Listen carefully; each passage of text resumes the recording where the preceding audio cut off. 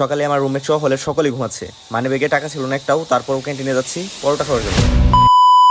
বেশ কয়েকদিন যাবত রাতে তাড়াতাড়ি ঘুমিয়ে সকালে উঠে ট্রাই করতেছি। আর সকালবেলা উঠলে এত এত ক্ষুধা লাগে বলার মতো না। নর্মালি হলের পোলাপাইন গভীর রাতে ঘুমিয়ে সকাল 10টা থেকে 11টার সময় ঘুম থেকে উঠে। যাই হোক, মানিব্যাগটা খুলে দেখি ভেতরে একটা টাকাও নাই। তারপর বের হলাম, ভাবলাম অনলাইনে পেমেন্ট করব। সম্পূর্ণ হল ফাঁকা, সকলেই ঘুমাচ্ছে। ক্যাম্পাসের রাস্তা দিয়ে হাঁটার সময় একটু থিম পার্ক একটা ভাইব আসে। হঠাৎ রাস্তায় দেখি একজন কর্মচারী কাঁঠাল নিয়ে আসলো বাইরে থেকে। সকাল 7টায়, এত সকালবেলা কেনার তো কথা না। তার মানে যাই হোক, ক্যান্টিনে এসে বসা মাত্রই সামনের লিখায় চোখ পড়লো, লিখা সাবধান, পেট ফেটে যাবে রে বাবা।